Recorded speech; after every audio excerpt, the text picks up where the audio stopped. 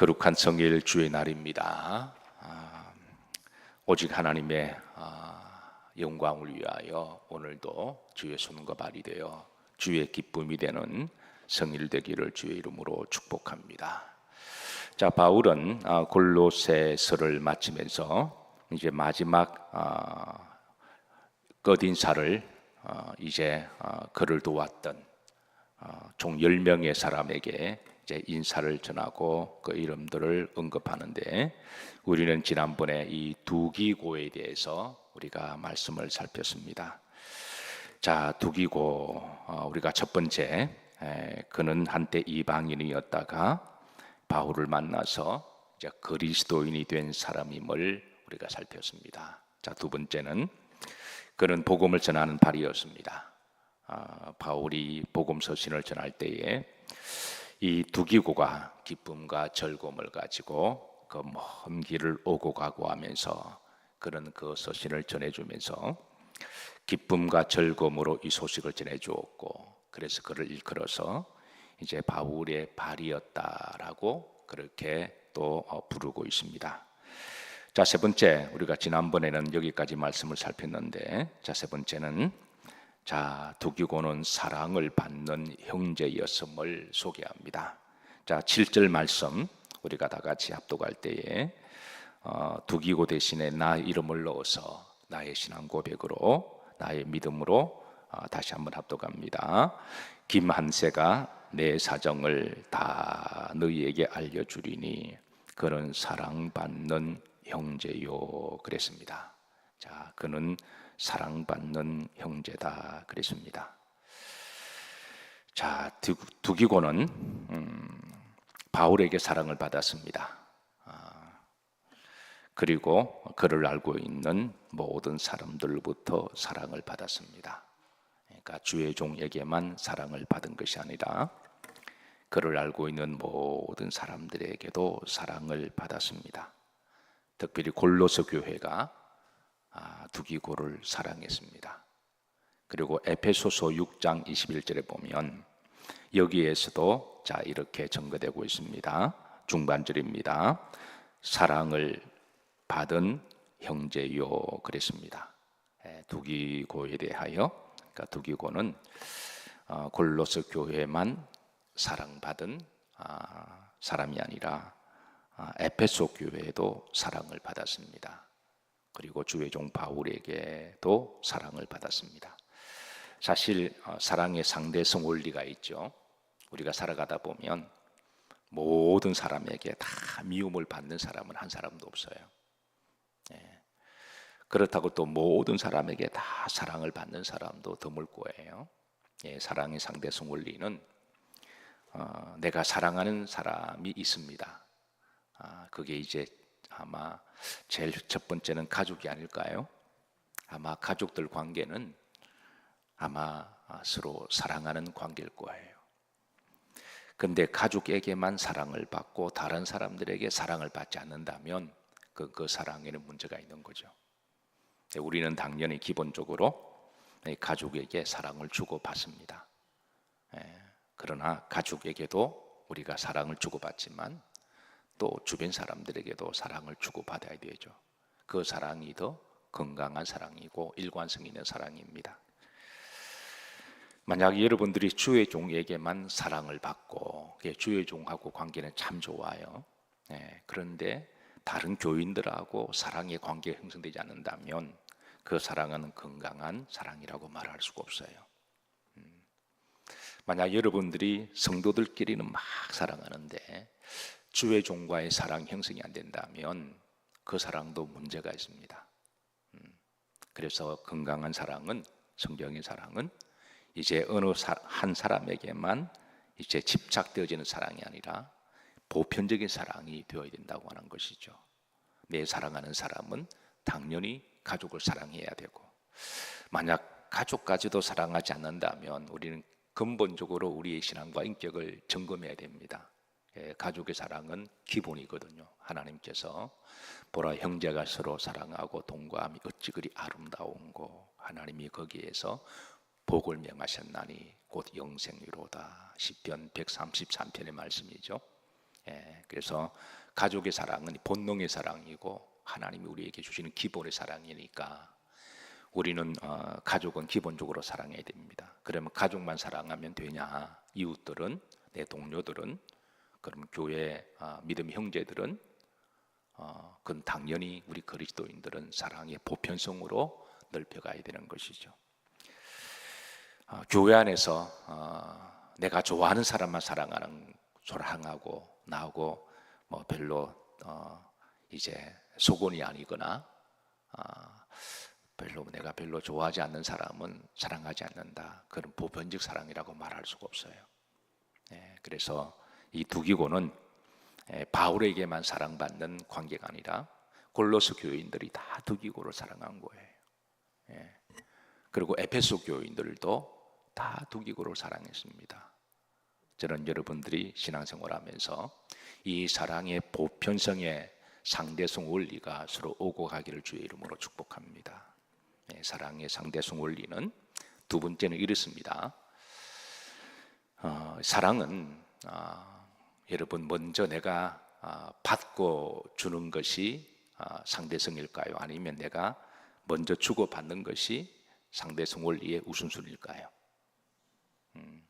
우리가 이제 give and take가 있습니다. 철저하게 상업적인 용어죠.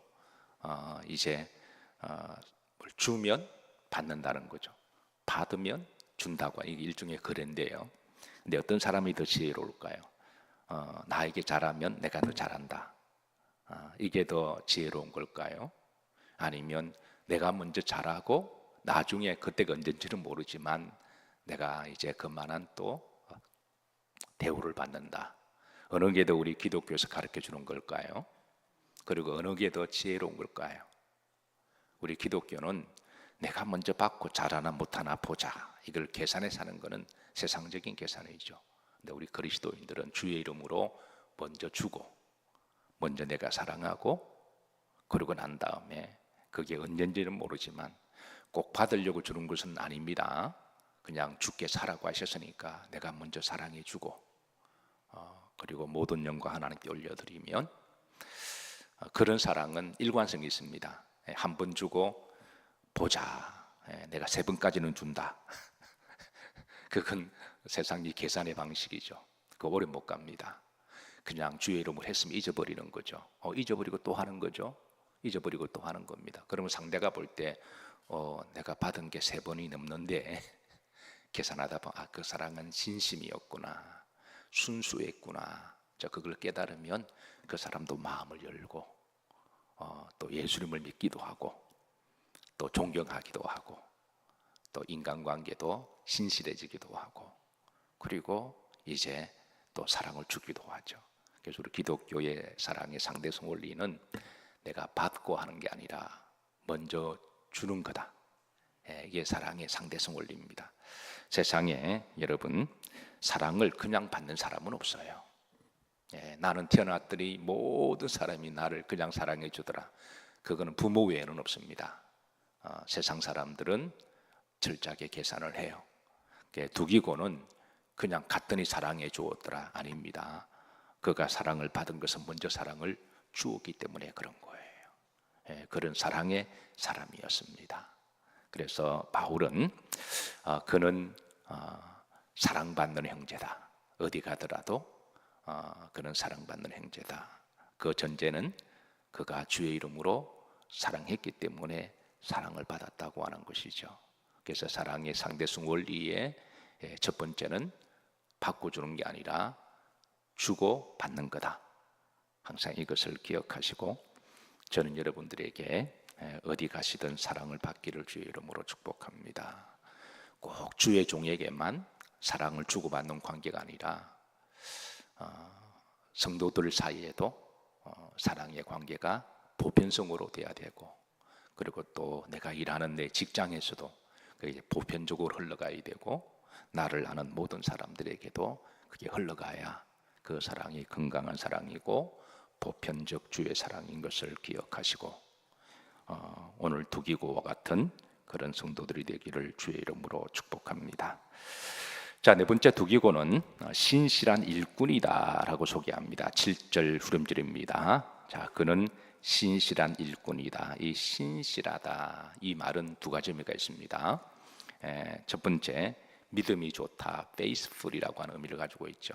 faithful이라고 하는 의미가 있고, 믿음이 좋다. 또 이 말은 다른 말로 sincerely라고 번역되기도 해요. 두 가지로 다 번역됩니다. 그는 인격적으로 믿을만하다라고 하는 의미가 있습니다. 자, 우리가 흔히 믿음이 좋다라고 하는 것은 그거는 영성을 의미하기도 하지만 그 사람의 캐릭터를 말하기도 하죠. 믿음이 좋은데 인격적으로 문제가 있다. 그거는 건강한 믿음이 아니죠. 우리 기독교의 믿음은 영성과 더불어 그 사람의 성품까지도 포함되는 용어입니다. 믿음은 좋은데 그 사람 인격이 믿을 수가 없고 그 사람이 성품에 문제가 있으면 그 믿음 생활을 잘못하는 거죠. 하나님의 믿음을 우리가 변질시키는 겁니다.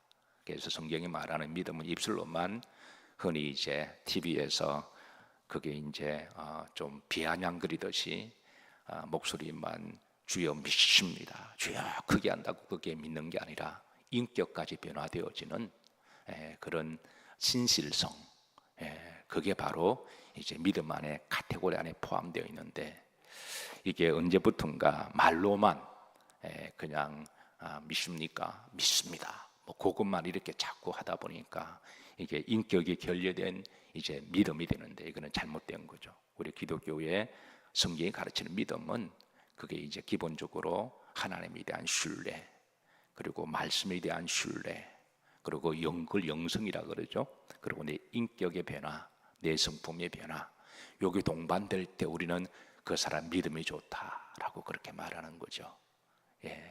득이고는 바로 그의 영성과 인격이 함께 가는 삶이었습니다. 이게 분리가 될 때 이제 세상 사람들은 이중적이다라고 그렇게 말을 하기도 하죠. State of the Bible이라고 하는 단체가 있습니다. 선교 단체인데요. 그러니까 성경의 나라라고 하는 그런 이제 기독교 단체에서 성경을 읽는 사람들에 대한 변화를 조사를 했습니다. 당신은 성경을 읽었습니까? 라고 질문했을 때에 읽지 않았습니다 라고 하는 사람은 좀 제외를 하고 읽었습니다 라고 하는 사람들에게 두 번째 질문이 나갑니다. 당신은 성경 읽고 난 다음에 당신의 삶에 변화가 있었습니까? 라는 질문에 이제 A와 B로 나눠줍니다.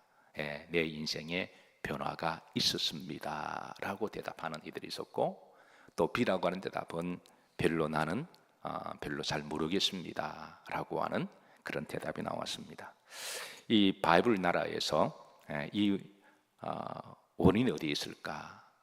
분명히 성경은 하나님은 우리에게 하나님의 말씀을 들으라, 귀 있는 자가 복이 있다 말씀하시고, 귀 있는 자는 들을지어다, 그리고 이 말씀을 갖다 먹어버리라, 입에서는 쓰나 배에서는 달리라, 영생의 말씀이 주께 있으면 우리가 어디로 가오리까. 그래서 이 말씀에 대해서 무한 반복 강조하시는데, 어떤 사람에게는 성경 읽으면 자신의 성에 변화가 되어지고, 어떤 사람 읽었더니 뭐 별로 모르겠더라, 이런 이 갭의 차이가 뭐가 있을까?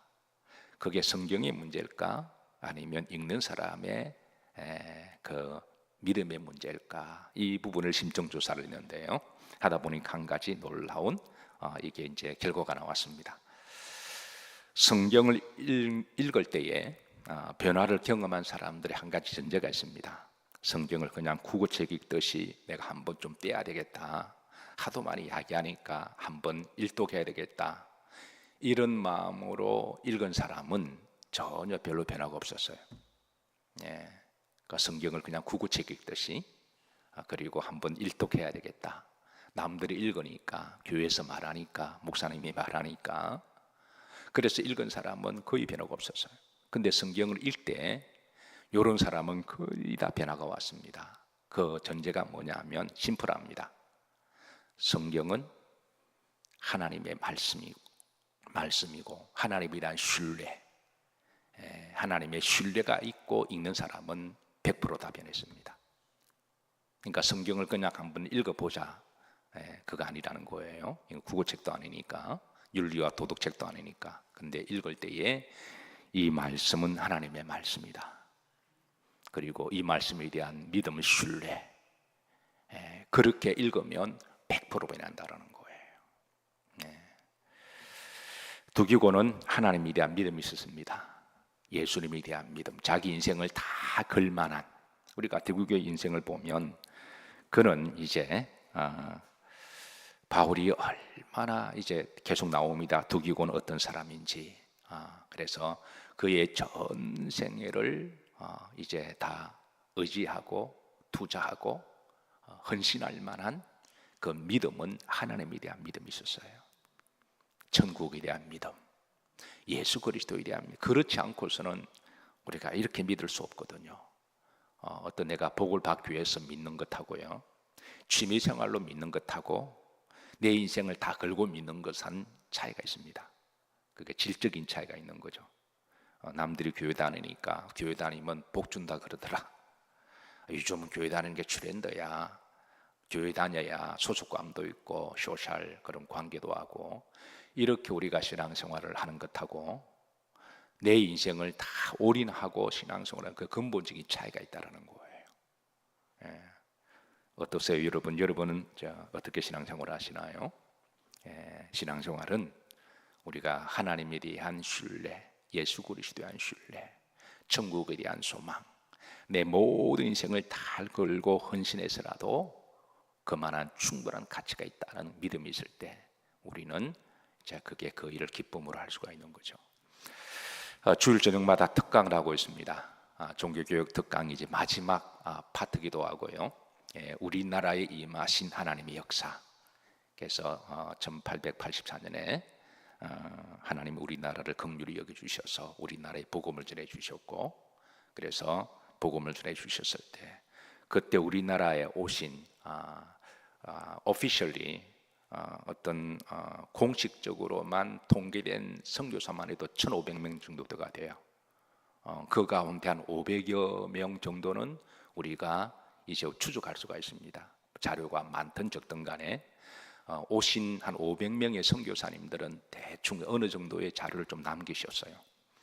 근데 나머지 1,000명에 대한 이 선교사님들은 그냥 이름도 없이 빛도 없이 오셔서 그냥 죽도록 헌신만 하시다가 이제 선교하시고, 또 그 중에 많은 분들은 조선의 땅에 묻히고 순교하신 분들이 많이 계세요. 예. 그래서 어쨌든 공식적으로 한 1,500여 명 되는 분들인데요. 그리고 그들 가운데 대부분은 그 시대에 미국에서, 카나다에서, 영국에서, 그 선진국에서 최고 엘리트들이었습니다. 정말 똑똑한 사람들이었고요. 근데 그런 사람이 그 당시에 그때 이름은 우리나라 이름이 조선이었죠. 1919년에 우리나라 국호가 대한민국으로 바뀌기 전까지는 그때는 우리가 국호가 조선이었잖아요. 그러니까 조선이라고 하는 나라가 지구에 어디에 있는지도 모르는 시대에, 조선 사람이 누군지도 모르는 그런 시대에, 그래서 그 당시에 샌프란시스코에서 인천 제물포항까지 배 타고 오려면은 거의 한 달이 걸렸거든요. 뭐 그뿐일까요? 오셔서 그렇게 수많은 그런 이제 험난한 길, 정말 죽을 수 있는 그 한 길을 오셔서 그렇게 그 목숨을 거는 일이었고, 근데 왜 저들은 저렇게 했을까? 젊은 나이에 좋은 대학을 졸업하고, 또 어떤 사람은 박사학위를 받고, 의학 박사학위를 받고, 어떤 사람은 교육학 박사학위를 받고, 구한말 때는 성교가 허용되지 않았기 때문에 들어올 때에 그 의학으로 교육자로 많이 들어왔거든요. 그래서 그렇게 탁월한 분들, 그 시대에 자기 나라만 살아도 충분하게 뭐 의사 개업도 하고 뭐 교수 생활도 할 수도 있는 분들인데, 그런 분들이 왜 오셨을까? 그건 자신의 인생을 다 걸만한 그만한 월티가 있었다는, 가치가 있었다는 거예요. 정말 그 복음의 가치, 하늘나라에 대한 영원한 소망. 그래서 자신의 인생을 다 올인하고 오셨어도 이제 순교할 때 되면 또 조선을 위해서 순교하신 분들입니다. 그런 순교하신 분들, 또 조선의 땅에 묻히신 분들, 조선 사람보다 더 조선을 사랑했던 사람들, 그래 그들의 대부분의 닉네임이, 그들에 대한 평가가 조선 사람보다 더 조선을 사랑했던 사람이라고 평가가 되어지는데요. 어쨌든 주일 저녁마다 그 특강을 하고 있습니다. 우리가 한 시대에 한국에 사는 그리스도인들은 누구나 다 알아야 될 그런 내용들입니다. 정말 눈물 없이는 우리가 그분의 선교 여정을 추적하면 가슴이 두근두근거리고 감사기도 하고 고맙기도 하고 그들의 믿음에 비해서 미안하기도 하고 죄송스럽기도 한 그런 분들을 한 분 한 분 이제 제가 기도하고 자료를 찾아서 주일 저녁마다 함께 특강을 나누고 있는데요. 그들의 공통된 마음은 똑같습니다. 하나님에 대한 절대 신뢰, 그리고 그들의 인생을 다 걸만한 믿음. 그냥 신앙생활을 어떤 내가 복 받는 데만 목적을 두지 아니하고 어떤 종교적인 취미생활로만 그렇게 두는 사람은 그렇게 할 수가 없는 거죠. 오늘 두기고가 어떻게 그런 삶을 살았을까? 그건 하나님에 대한 절대 신뢰, 천국에 대한 믿음, 그런 그 믿음으로 이제 주의 일을 기쁘게 즐겁게 했습니다. 그게 바로 두기고였습니다. 자, 마지막 바울은 두기고에 대해서 이렇게 소개합니다. 7절입니다. 두기고가 이제 주어가 있죠. 구름절입니다. 합독합니다. 주 안에서 함께 종이 된 자다 그랬습니다. 여기 보면 이제 주 안에서, 주 밖에서가 아니라 주 안에서 우리는 다 주의 일을 하는 사람입니다. 저는 여러분들과 개인적으로 친하기보다는 주 안에서 가까워지기를 기도합니다. 주 안에서, 주 안에서. 그리고 함께 이 동역자라는 말이에요. 바울은 두기고는 나는 주의 종이고 너는 평신도고 이런 개념이 아닙니다. 주의 일을 한다면 그게 어느 직분이든 직분의 질서 때문에 우리가 호칭은 다르지만 하나님 일은 어떤 일이든 다 귀하고 가치 있고 복된 일이에요. 그래서 함께 늘 동력자라고 하는 그런 마음을 가지고 그 다음에 뭐가 되었다고요? 종이 되었다. 종이는 섬기는 자잖아요. 그래서 바울의 목회가는 늘 섬기는 마음을 가지고 있었어요. 섬기는 마음. 사실 신실하게 믿는 사람들의 마음속에는 다 섬기는 마음을 가지고 있어요. 근데 가끔 좀 우리가 교회를 다닌다고 하면서도 섬김을 받고자 하고 좀 이기적인 성도들을 볼 때 참 마음이 좀 안타까운 게 있습니다. 우리 기독교의 기본 원리는 섬김인데 우리가 종된 마음인데 좀 이렇게 섬김을 받으려고 하고 손해 안 보고 이기적으로 계산하는 모습을 보면서 하나님의 복 이야기하면 주님의 마음이 좀 얼마나 주님이 종으로 오셨잖아요. 우리 그리스도인들은 다른 말로 섬기는 servant잖아요. 섬기는 자다. 섬기는 기쁨을 알고 또 섬기는 사명을 아는 사람. 주의 이름으로 섬기는 것. 하나님이 그걸 귀하게 보시고 하늘의 상으로 또 예배하시는 거죠. 두기고는 주의 일을 여러분 바울의 복음의 발이라 그랬잖아요. 바울이 로마서에 감옥에 갇혔을 때 골로새까지 교회는 여러분 1차 편도가 2,000km입니다. 왕복이 4,000km예요. 그거 여러분 이게 샌프란시스코에서 배 타고 조선까지 오는 것도 대단한 믿음이지만 2000년 전에 그 로마에서 이렇게 골로서가 지금 투르키예니까 그까지 오려면은 에게해도 건너야 되거든요. 바다도 건너야 되고 그게 믿음 없이는 할 수가 없는 거죠. 섬김의 믿음, 발이 부르트도록 그냥 오고 가고 하면서 이 복음을 전해주고 그래서 두기고는 정말 섬기는 그런 믿음으로 주님을 섬겼습니다. 우리나라의 민족 계몽운동가기도 하고 또 신실한 그리스도인이기도 하고 또 신학자기도 하고 또 목사님이기도 하고 또 독립운동가기도 하고 그런 분들 중에 한 분 호가 CR이라는 분이 계십니다. 호가 참 재미있죠. CR. 그 다음 CR 하면 그 다음 누굴까요? 함석헌 선생이 계십니다. 대단한 민족 독립운동가고 계몽가 교역자고 그 앞에 수식이 많이 있지만 어쨌든 이제 그분이 남긴 시 중에 이런 시가 있습니다. 제목은 그대 이런 사람을 가졌는가라고 하십니다. 그대 이런 사람을 가졌는가. 제가 앞에 몇 수주만 읽어드립니다. 말리길 나서는 길, 처자를 내 맡기며 마음 놓고 갈 만한 사람, 그대 그런 사람을 가졌는가. 온 세상이 다 나를 버려도 내 마음이 외로울 때도 저 사람이야 라고 믿어지는 그런 사람을 그대는 가졌는가. 탔던 배 가라앉는 시간 구명대 앞에 서로 사양하며 너만은 살아다오 할 그런 사람을 그대는 가졌는가. 불의한 사형장에서 다 죽어도 너는 세상의 빛을 위해 너만은 살기를 일러줄 그런 사람을 그대는 가졌는가.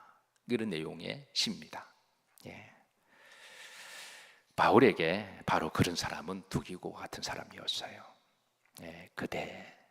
예, 바울이 찾는 사람 바로 주 안에서 함께 동력자요. 인생이 한 목적을 가지고 섬김의 마음으로 복음을 위해서 살았던 바로 그 사람 두기고.